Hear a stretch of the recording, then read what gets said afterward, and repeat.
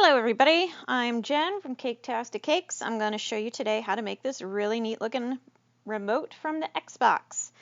And if you like what you see, please like, please subscribe. It helps me out and helps you find me again later. Alright, here we go. We start out with the black. You're going to roll it out so you get a nice smooth surface there.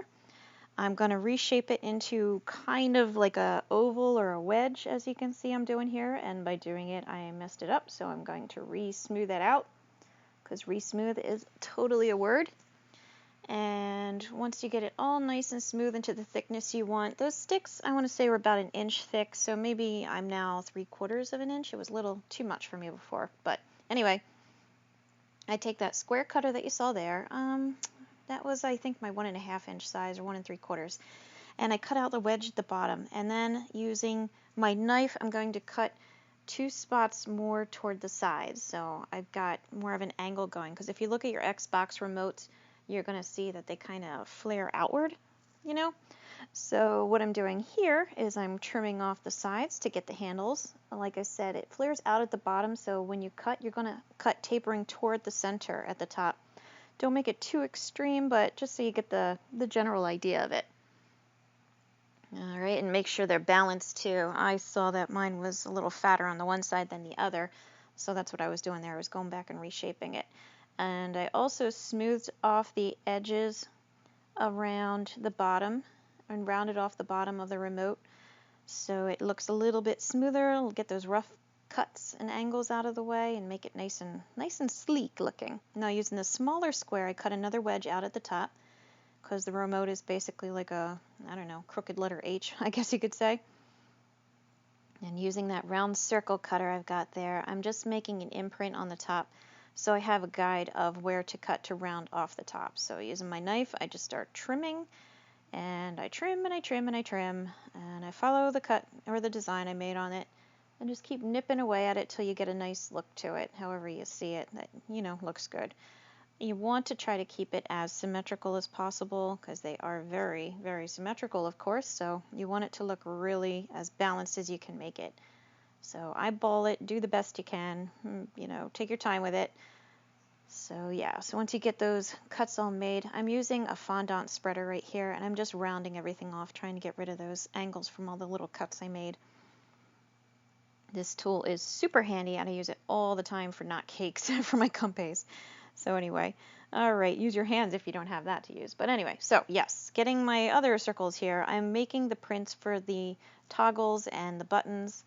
I don't know what size this one was, but again, you know, this one, my remote is going to be a little bit smaller than life size, so whatever looks appropriate, just make those kind of circles on it. It doesn't have to be a certain size, as long as it looks, you know, to scale. That's all you need. That circle I used was a little bit smaller. This straw I'm using I got from Dunkin' Donuts. They have 2 sizes of Dunkin' Donuts. They have the big and the small. Not that I go there a lot or anything. But yeah, so the big one is the size I'm using here. I'm putting the 4 little buttons in, the ones that are the A, B, and the X, Y. And when you put them in, try to make them as, you know, up, down, left, and right, and balanced as possible. I can see in the video, of course, after the fact, that it wasn't as perfect as it should have been, so that's going to make myself twitch here a little bit, but that's okay. It's all right. We'll make it work. And using the smaller straw from Dunkin' Donuts, shout out to Dee, I'm putting the little start and the back button on either side of where that silver power button goes. All right, once you get these done, now we're going to start adding buttons. I put the remote on a paper towel just to move it around easier, so I didn't have to bend it and accidentally put pressure creases in it. And also I let it sit overnight, so that's what I did here. I don't think you need to, but I just did. So anyway, I'm using my red. I rolled it out nice and thin, the same size straw as before. I cut out a circle of it, put a little bit of water on there, and the circle I cut out, I rolled it into a ball, because every time I pick it up off my glass surface, it just sticks and becomes misshapen. So I just stick it on there as a ball and smush it out with my little smushing tool. And there you go. There's red. Now you're going to do the same thing with the blue. Cut it out, or I'm sorry, roll it out, cut it out, a little bit of water, drop that little ball right on there, and smush it out. And so far, it actually really looks cool. So now we're going to do the same with the green. Same thing with the green. Roll it out, cut it out, roll it up, a little bit of water, smush it into place, and you'll have a green.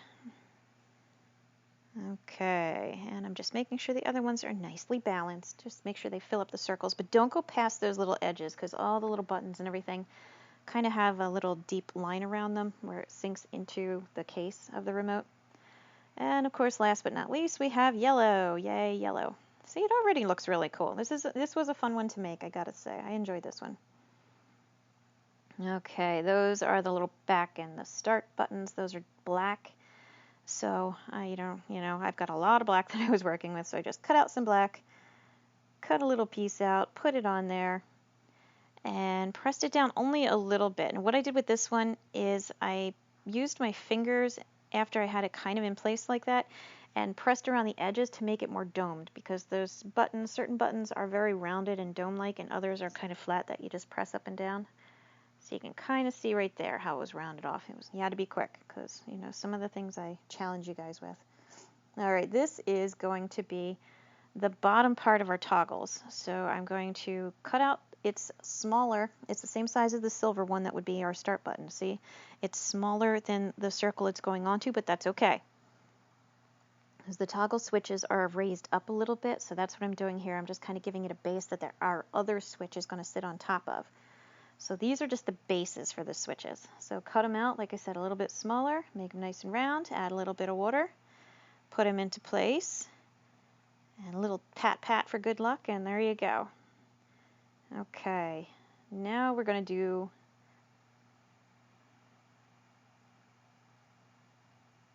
this is going to be the, I don't know what you call it, the X controlling button, the cross button. You cut out a circle. This is going to go in the bottom left there, and you cut it out. You make your circle the size of the mark you made on your Xbox remote. Using this tool, we're going to press down to make basically an X on the button. So you're going to have it in relief. Is it relief? I don't remember my high school art classes anymore. But anyway, we're pressing down in the corners, as you can see, kind of like taking a little wedge out of each corner and pressing it down. So when you're done, the X part is going to be raised up. Now it's going to also change the shape of your circle. You can see where you're pressing down is going to become smooshed out a little bit, but don't worry about that right now. We're going to fix it. So just focus on making them as even as possible. This was hard to do, honestly. You got to really take your time with it and make it a little bit fatter than you otherwise would, because you can always make it smaller. You can always press down more to make it even. You can't take it back. So make sure you take your time with it. Press it down like that. You see how it's kind of changing shape, more like a square almost, kind of rounded off square. But that's okay. We're going to fix it. Don't worry. So once you get a shape like that you're happy with, you're satisfied with, you can see kind of right in there, round off those edges on the inside because there really aren't any sharp corners in it. And just keep working it. Try to make them even, like I said. So this took time, so don't rush this one, and don't feel bad if you have to redo it a few times. Like, this video is 15 minutes long or something, and it took me hours to make this. So take your time, don't worry about it, and you're not going to get it right the first time, unless I am that awesome at dictating what to do for you guys here. Okay, so once you get it all pressed out and ready to go, place it back down and press down with the circle, the right size circle. You're going to press down on top of it and trim off all the extra. Remember I said we were going to not to worry about the stuff that was sticking out? That's because we cut it all out. Make sure you're very careful and you center it when you cut it, because you don't want it crooked. And then once it's all centered, all ready to go, the right size, plop it into place with a little bit of water. And you can see how awesome this is looking already. And I use this word a lot, but that's because, yeah, I'm awesome. Anyway, this is going to be the rest of the switches for the toggle switches that I was talking about before. You're going to make 2 circles. These are going to be the bigger size. Remember, our bases were the smaller size. This one's going to be the bigger size. You're going to take them, cut out 2, because there's a left hand and a right hand. I'm using, I don't know what this tool is called, the ball tool. We'll call it that. This is all Wilton stuff. You can get in Walmart or anywhere. I press down an initial divot, and then using my rolling pin, I just kind of smush it out and make it a little broader and not as, I don't know, sharp. of a divot in the center, and then using the tool again, just like we did with the little X button, you trim off all the extra that you smushed off so it becomes the proper size again. And once again, try to get it even. Try to do your best to make it even. All right, once you get your buttons, you can see it's like a gradual divot. It's not a big circle pressed in the center as before. I've got a pokey tool, also the official name there, and I'm putting 4 little holes in the corners, one on each corner of the remote, because the little toggle switch has those little, I don't know, little divot holes things in it. So that's all I'm doing right here, is trying to imitate that look. Try again, make them balanced as possible, because the more symmetrical, the better it looks. Trust me, because I sit here and look at it and I'm like, eh. Anyway, once you get them done, place them very carefully on top of your bases. You don't want to press down because you don't want to smush the base or the button. You want it to be standing up tall, and you want it to have depth and shape and everything like that. So don't press it out too much. In order to firm it down, I'm going to use the little ball tool again, just to press down carefully in the center. Make sure your dots are going up and down and left and right, because everything is very squared off on the remote. And yeah, it looks really good. I really was happy with how this came out. All right, once you get that going, we are going to bust out the silver. It's actually just gray, and I'm going to zoom in here for you. Using the small circle, I cut out a circle from the gum paste, and I'm smoothing down the edges like I told you with the black buttons, because this is one of those domed buttons. I'm smoothing down the edges to try to shape it, curve it down gently. In order to finish it off, I put the big circle back on and just roll it around, and look at how good that comes out. It's like a great little trick. It works so well. I'm just impressed at how easy that is. And now I'm taking that same thing and I'm just putting a pressure mark to make the X on the remote, or on the button, excuse me. And the X, when you make it, as you know, it's very curved. It loops over like that. This is to the side, as you can tell, I'm sure. And it's also not centered. It crosses over each other, the 2 lines, up higher than the center point. So don't center it. It's got to be up a little bit higher. And using this little pokey tool, I am creating more of a trench, I guess, where the X is, because I'm going to end up filling that in with green. So I need to have, you know, a good little gully for the X to go into. All right, once you get that all set out, put on a piece of paper towel, and using my spray, silver edible spray you get in Walmart in the cake decorating section, give it a little squirt to make it shiny. And oh, look at that, I'm putting it on there? Nope, not yet. I waited for some reason.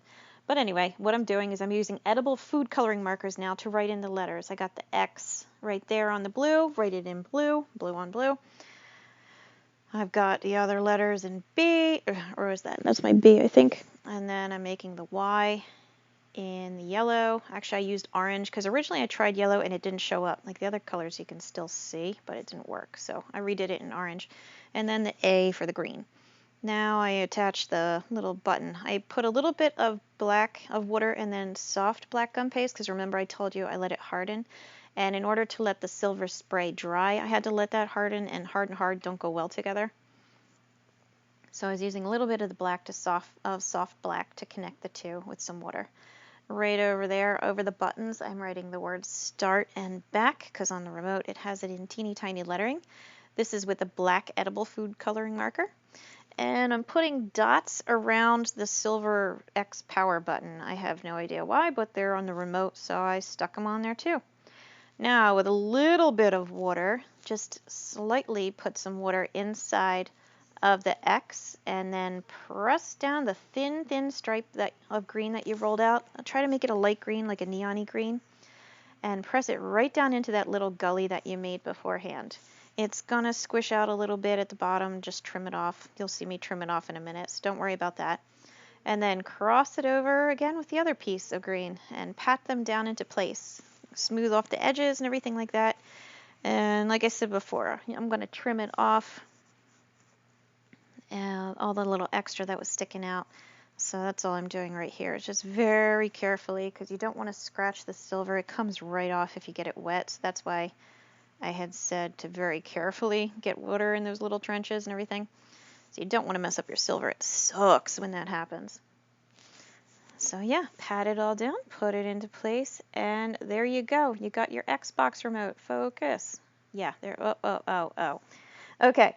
If you like what you saw, please like, please subscribe. If you want to see something else, let me know in the comments and check out my many other videos on how to make this, that, and the other. Thanks.